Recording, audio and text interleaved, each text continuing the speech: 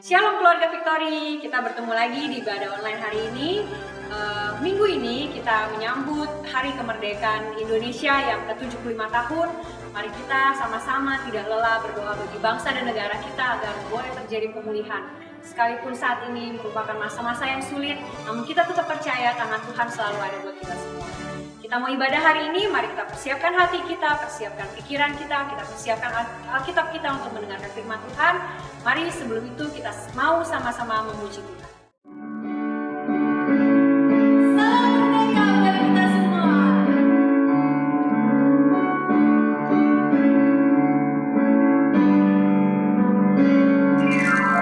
Mari kita semua umat pilihan Allah, dengarlah panggilannya untuk menggenapi firman-Nya. Sekaranglah waktunya untuk berdiri bagi bangsa ini.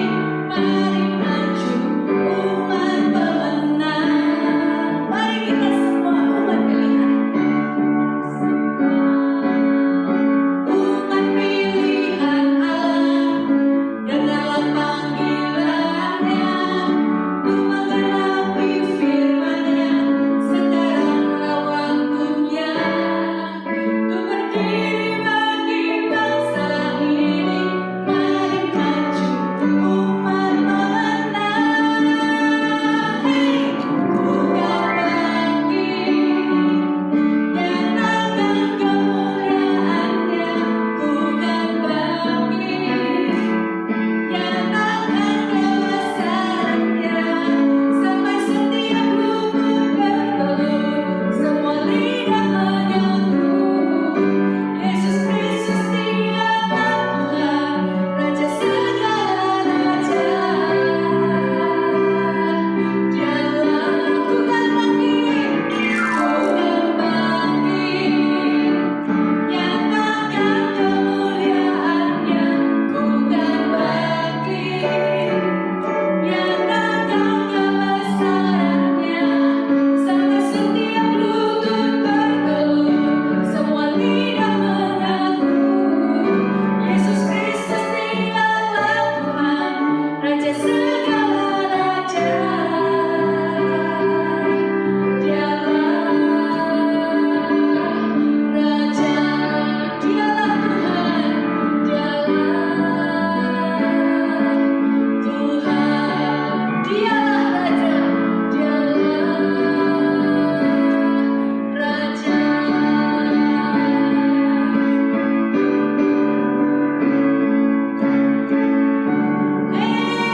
Beri kemuliaan buat Tuhan, haleluya. Wow, luar biasa sekali. Sekali lagi salam merdeka buat kita semua, saudara-saudara yang terkasih dalam Tuhan, keluarga Victory, kita jemaat, kita anak-anak Tuhan yang berkemenangan di dalam Tuhan. Puji Tuhan, kita dilahirkan di Indonesia. Puji Tuhan, kita ada di negara Indonesia. Kita percaya bahwa itu bukan suatu kebetulan dan bukan pilihan kita, tapi itu adalah pilihan terbaik yang sudah Tuhan tetapkan buat kita. Hari ini, saya dan saudara, mari kita merenungkan. Mungkin selama ini kita berharap bangsa dan negara memberikan yang terbaik buat kita. Tapi bagaimana dengan kita yang Tuhan tetapkan kita ada di negara Indonesia ini? Kita sebagai bangsa Indonesia, apa yang terbaik yang sudah kita berikan untuk bangsa dan negara ini?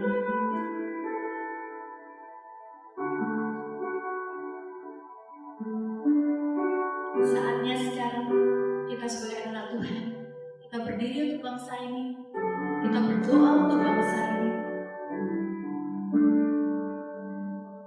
dan kita menjadi berkat untuk bangsa ini.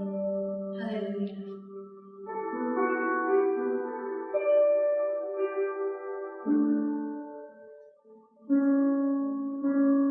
Kau telah memilihku sebelum dunia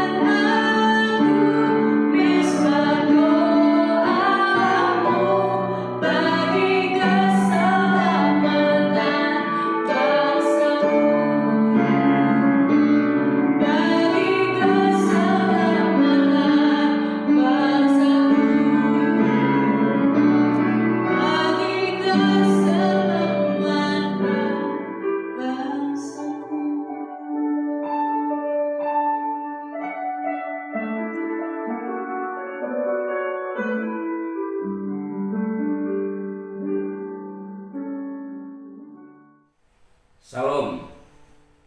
Jemaat yang dikasihi Tuhan, salam sejahtera bagi kita semuanya.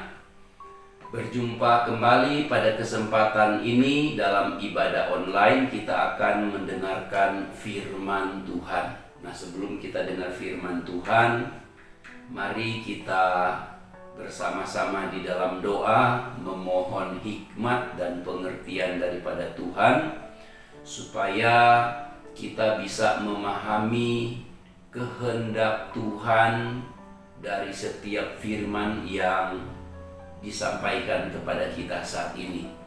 Untuk itu mari kita berdoa. Bapa Surgawi, Allah yang Maha Kuasa, yang kami sembah di dalam nama Tuhan Yesus Kristus yang adalah firman yang hidup, kami bersyukur pada kesempatan ini kami masih boleh bersama-sama dalam ibadah online. Khususnya saat ini kami mau dengar firman-Mu. Berikan kami hikmat-Mu dan pengurapan-Mu, supaya kami boleh memahami akan setiap firman yang disampaikan kepada kami. Terlebih lagi, berikan kami kekuatan serta kemampuan untuk kami dapat melakukan dan dapat menyikapi setiap kebenaran-Mu itu bagi kami, supaya melalui kehidupan kami Engkau yang dipuji dan dimuliakan. Di dalam nama Tuhan Yesus Kristus, firman yang hidup, kami berdoa. Amin. Nah, saudaraku yang kekasih, pada kesempatan ini melalui pelayanan kebenaran firman, saya ingin menyampaikan satu tema khotbah saat ini, yaitu tentang arti kehendak Allah dalam kehidupan kita sebagai orang yang percaya. Nah, penting kita sebagai anak-anak Tuhan, sebagai orang yang percaya, untuk memahami akan kehendak Allah itu bagi setiap kita, supaya kita akan dimampukan oleh pengertian yang kita miliki.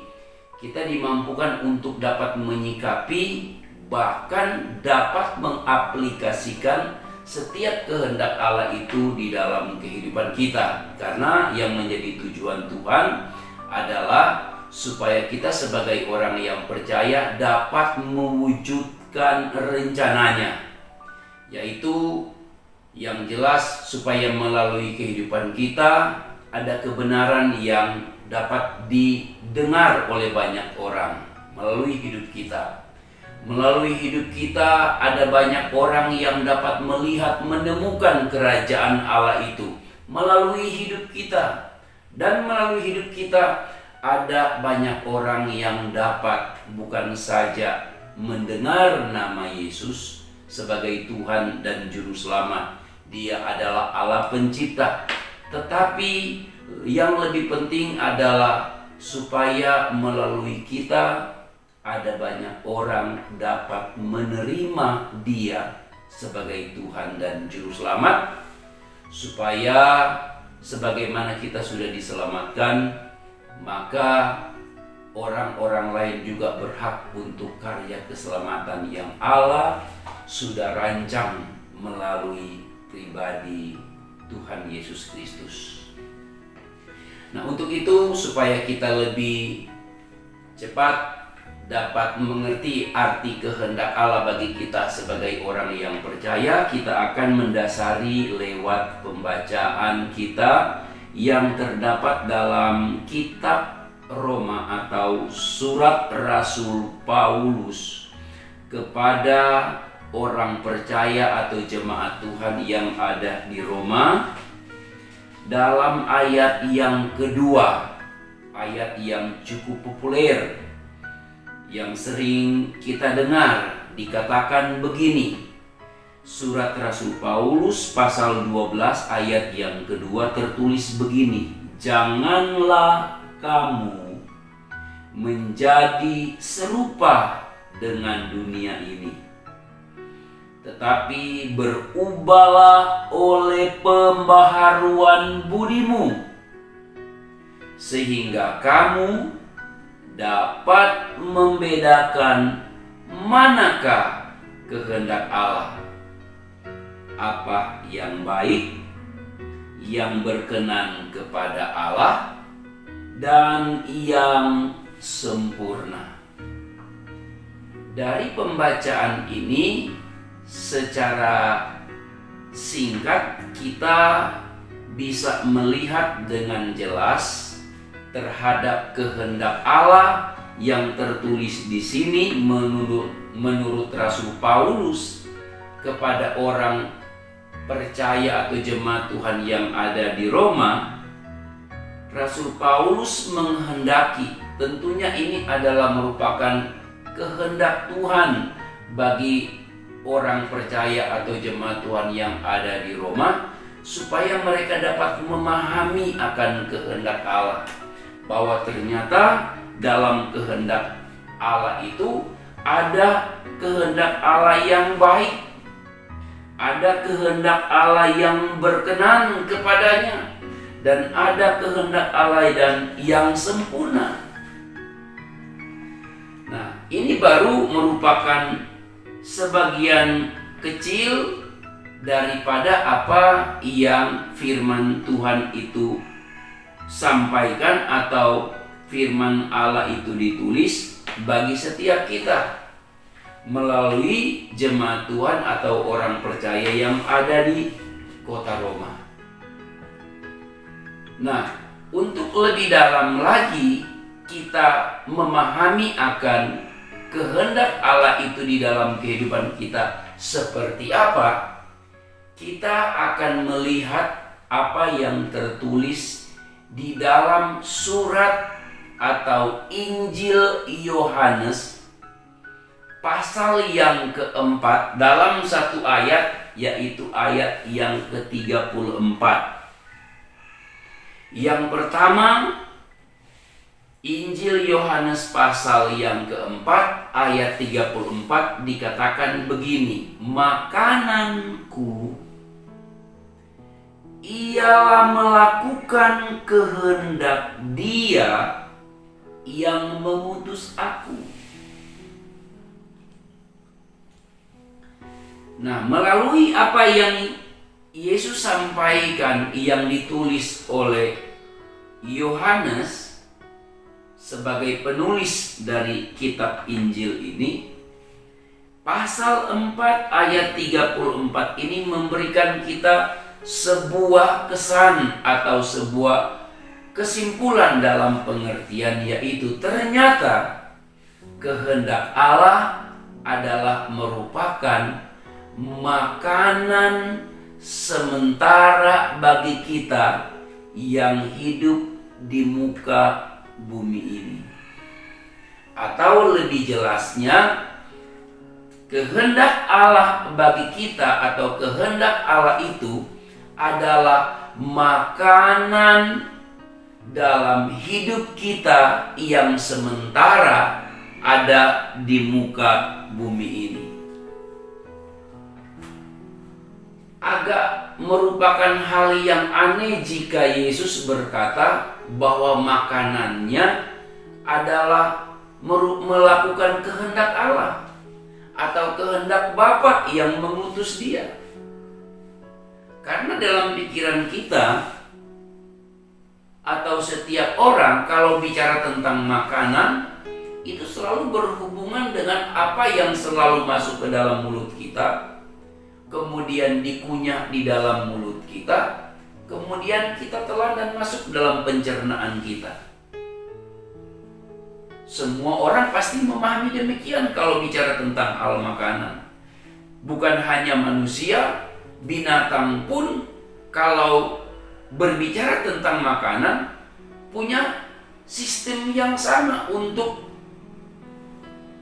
mengolah atau menerima akan makanan yang diperhadapkan kepadanya. Nah, saudaraku yang kekasih, kalau dalam bagian ini Yesus berkata bahwa makananku adalah melakukan kehendak Allah, kita tahu bersama bahwa faedah atau fungsi daripada makanan adalah bisa mendatangkan kesehatan atau kekuatan atau tenaga bagi setiap tubuh, khususnya tubuh kita, supaya melalui kekuatan atau kesehatan dari makanan itu kita bisa melanjutkan kehidupan atau aktivitas kita selama kita ada di muka bumi. Itu faedah dari makanan. Nah, kenapa di dalam bagian ini Yesus berkata, makananku adalah melakukan kehendak Allah.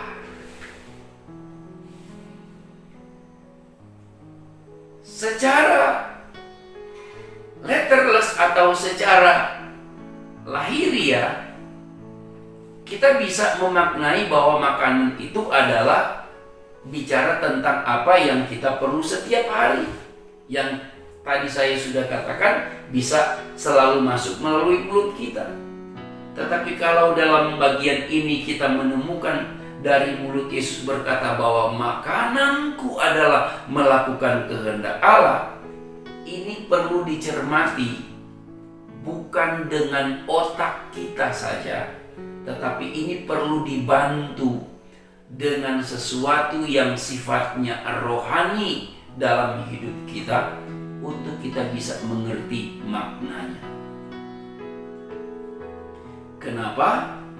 Karena dengan pertolongan roh di dalam kita, melalui roh kita ada satu campur tangan daripada pribadi Tuhan melalui Roh Kudusnya untuk kita bisa mengerti. Jadi di dalam perkataan ini ada pengertian yang tersirat.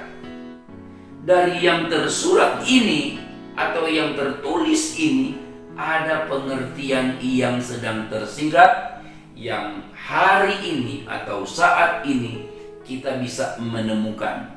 Saudara perhatikan baik-baik bahwa ternyata bicara tentang makanan menurut Yesus yang membuat dia tetap hidup, tetap beraktivitas, tetap bergairah melakukan apa yang menjadi tujuan daripada Bapa melalui hidupnya, dia boleh berkata bahwa makananku adalah melakukan kehendak Bapa.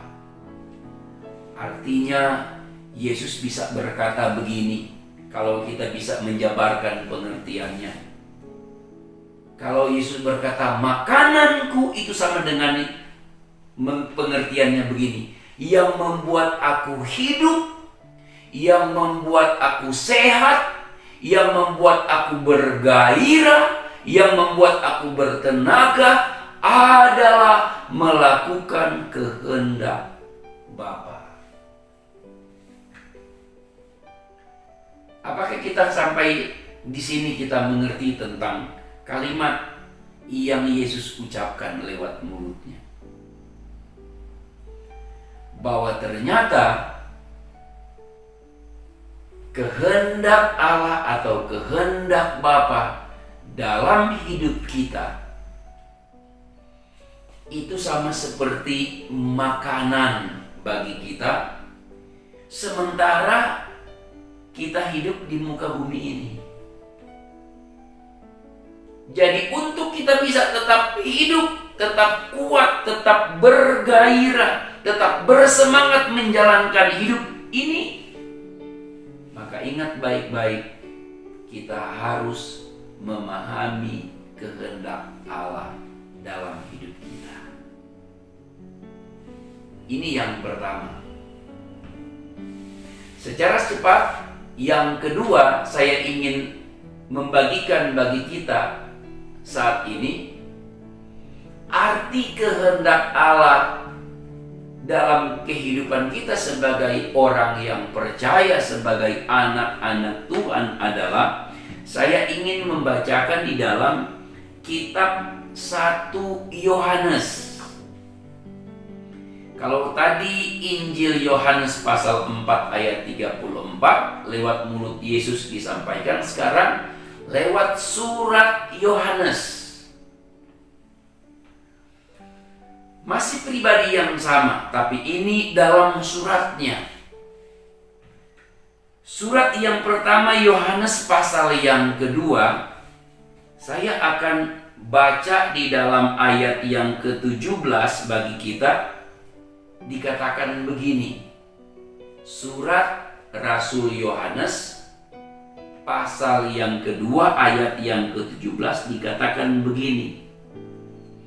Dan dunia ini sedang lenyap dengan keinginannya, tetapi orang yang melakukan kehendak Allah tetap hidup selama-lamanya. Apa yang kita bisa dapat daripada kalimat yang tersurat melalui tulisan Rasul Yohanes ini? Di sini saya mencatat makna bagi kita perhatikan bahwa ternyata kehendak Allah adalah makanan untuk kita bagi kehidupan abadi atau kehidupan yang selama-lamanya. Boleh dikatakan ini kehidupan kekal. Karena salah satu daripada arti kekal adalah selama-lamanya atau abadi, tidak dibatasi waktu. Kalau yang pertama kita melihat bahwa kehendak Allah adalah merupakan makanan yang sementara kita ada di muka bumi ini, karena itu terucap lewat mulut Yesus. Yang kedua, lewat ilhaman Roh Kudus melalui Rasul Yohanes, surat pertama pasal 2 ayat 17 ini, Roh Kudus berkata lewat mulut Yohanes bahwa ternyata kehendak Allah adalah merupakan makanan bagi kita untuk hidup selama-lamanya. Apa yang kita bisa mengerti daripada perkataan ini atau kalimat dan penjelasan ini? Bukannya kalau untuk kehidupan selama-lamanya sampai saat ini orang atau belum ada satu orang pun atau satu pribadi manapun yang pernah berkata ini makanan yang bisa membawa sampai kehidupan kekal? Belum ada. Tapi makna daripada apa yang kita baca saat ini, kita boleh menerima ternyata yang membuat kita bisa sampai kehidupan kekal, kehidupan yang selama-lamanya tidak dibatasi oleh waktu. Ada satu makanan yang namanya kehendak Allah. Kenapa nama makanannya adalah kehendak Allah? Siapa, kalau saya boleh menjelaskan, siapa yang bisa membantah? Siapa yang tidak kenal Allah? Walaupun ada banyak orang atau banyak pribadi yang belum mengenal, banyak yang belum mengenal Allah, tetapi saya percaya ada banyak orang yang sudah juga mengenal Allah, yang tahu bahwa Allah itu adalah pencipta. Dia itu maha kuasa. Kalau dia pencipta, dia maha kuasa, apa susahnya bagi dia untuk memberikan suatu kekekalan bagi setiap kita yang ada di dalam dia, yang hidup seturut dengan kehendaknya. Tidak ada yang sulit, yang tidak mampu dicerna oleh otak kita saja, itu dapat dilakukan oleh Allah. Saudara, coba kita bayangkan dunia atau bumi di mana kita berpijak ini tidak pernah ada satu yang dapat menemukan bahwa ada yang menopangnya. Tidak pernah ada satu pribadi yang dapat menemukan bahwa bumi kita ini bergantung dalam satu utas tali yang sangat kuat. Tidak ada. Tapi itu yang dilakukan oleh Allah. Dari tadi pagi sampai tadi sore, saya merenungkan suatu hal mengenai bentuk bumi ini yang kita tahu bersama bahwa ini sudah diakui bahwa bumi kita ini bulat seperti bola. Waktu Allah menciptakan bumi ini, Allah taruh ini di jagat raya, di langit yang diciptakan oleh Allah pada hari yang kedua. Dia ciptakan dan dia taruh bumi ini ada di antara planet-planet yang lain. Dan antara planet yang satu dan planet yang lain ini tidak saling bersentuhan. Semua bergerak pada rotasi, pada rel yang sudah ditentukan oleh Allah. Kita bisa nggak membayangkan bahwa kemahakuasaan Allah sampai pada hal itu? Itu aja belum sampai dipikirkan, diterima oleh logika kita. Yang jelas, saya mau katakan, untuk memahami akan kemahakuasaan Allah, otak kita tidak sanggup. Untuk memahami tentang kebesaran dan kemahakuasaan Allah, kita hanya bisa mengikuti Dia sesuai dengan keterbukaan hati kita kepada Dia. Untuk mengukur kita nggak bisa. Bagaimana Allah yang maha besar kita mau ukur dengan otak kita yang kecil? Yang jelas sesuatu yang besar harus berada pada tempat yang sesuai atau tempat yang besar. Otak kita kecil, mengukur Allah yang maha besar mana bisa?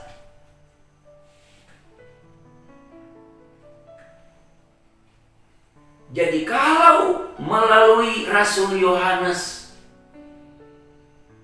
memberikan kepada kita suatu pengertian,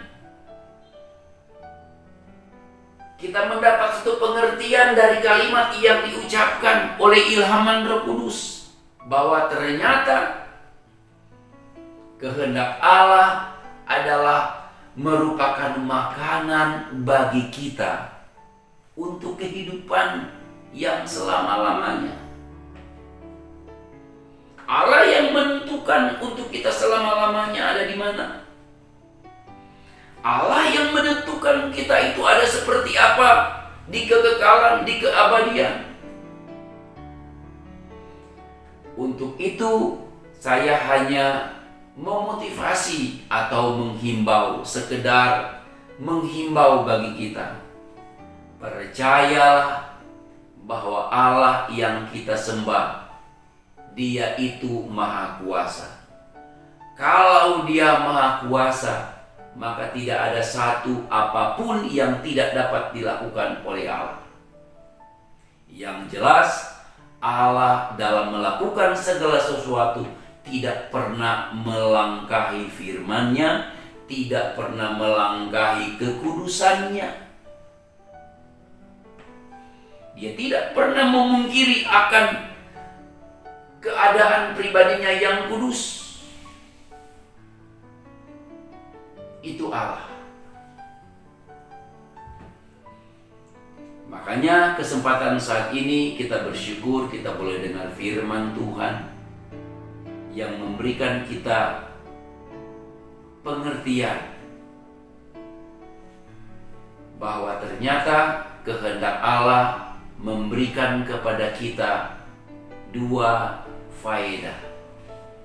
Yang pertama, kehendak Allah itu bisa menjadi makanan bagi kita, untuk kita bisa melakukan segala aktivitas kita, selama kita ada di muka bumi ini. Sementara kita hidup di muka bumi ini, dalam hidup yang sementara ini, kita perlu kehendak Allah. Untuk kehidupan yang kekal, kehidupan yang selama-lamanya, yang tidak dapat dibatasi oleh waktu, kita butuh kehendak Allah. Makanya saya mau sarankan, tempatkanlah kehidupan kita dalam kehendak Allah, karena Dia yang atur kita. Mari kita renungkan sejenak. Kalau kita ada di muka bumi ini, kalau sampai saat ini kita ada, kita tidak perlu bertanya kita datang dari mana, kita lahir dari siapa, kita datang untuk apa. Satu hal, kalau kita ada di muka bumi ini, percayalah, ada tujuan Allah, ada tujuan Bapa yang rohani bagi kita untuk kita ada di muka bumi ini. Untuk itu, mari sikapi akan tujuan Allah ini. Tempatkanlah diri kita dalam kehendak Dia. Sama seperti Yesus, Dia mengerti benar bahwa ternyata Dia ada di muka bumi ini karena tujuan Bapanya. Makanya Dia berkata, sekalipun orang-orang, sekalipun murid-murid datang menawarkan makanan, bertanya tentang makanan, namun Yesus berkata dengan hikmat, makananku adalah melakukan kehendak Dia yang mengutus aku dan menyelesaikannya.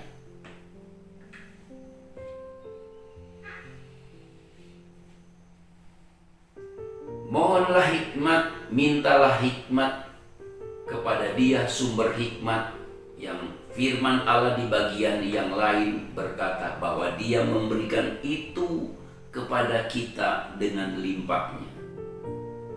Yang jelas, kalau kita memohon hikmat daripada Allah untuk kita bisa terima dan nanti kita akan gunakan sesuai dengan kehendak Dia. Tempatkanlah hidup kita dalam kehendak Tuhan, karena selama kita ada di muka bumi ini, yang membuat kita bersemangat, yang membuat kita kuat, yang membuat kita tetap bergairah adalah kehendak Allah. Tempatkanlah kehidupan kita dalam kehendak Allah, karena yang akan membawa kita kepada keabadian selama-lamanya bersama dengan Dia adalah kehendak Allah. Inilah makna kehendak Allah bagi kita saat ini yang kita bisa terima melalui renungan firman Tuhan yang sudah kita dengar bersama. Sebelum kita akhiri, mari kita berdoa. Bapa Surgawi, Allah yang Maha Kuasa, yang senantiasa kami sembah dalam satu nama yang ajaib, yaitu Tuhan Yesus Kristus, kami bersyukur kami boleh dengar firman-Mu yang memberikan kepada kami pengertian bahwa ternyata kehendak-Mu dalam kami di atas segala-galanya. Kehendak-Mu yang membuat kami dapat melakukan segala sesuatu dalam hidup ini untuk kemuliaan nama-Mu. Kehendak-Mu yang membuat kami hidup nanti bersama dengan Engkau. Apa yang kami sudah lakukan di muka bumi ini, Engkau siapkan kami upah. Ada mahkota kehidupan untuk kami ketika kami berjumpa dengan Engkau. Itu adalah kehendak-Mu Tuhan. Terima kasih buat semuanya. Rancangan-Mu bagi kami adalah rancangan yang memiliki masa depan yang cerah. Kami tidak mau keluar dari Engkau, dari kehendak-Mu. Bawa kami senantiasa dalam rencana-Mu. Tempatkanlah kami senantiasa dalam kehendak-Mu, supaya kami boleh melihat dan menerima. Terbukti bagi kami janji-janji-Mu bagi kami, ya dan amin. Terima kasih ya Bapa, meteraikan firman-Mu dalam hati kami. Oleh Roh Kudus, mampukan kami dapat menyikapi setiap kebenaran-Mu, bahkan dimampukan untuk kami melakukannya bagi kemuliaan nama. Dalam nama Tuhan Yesus Kristus, firman yang hidup, kami berdoa bersyukur kepada-Mu. Haleluya. Amin. Tuhan memberkati.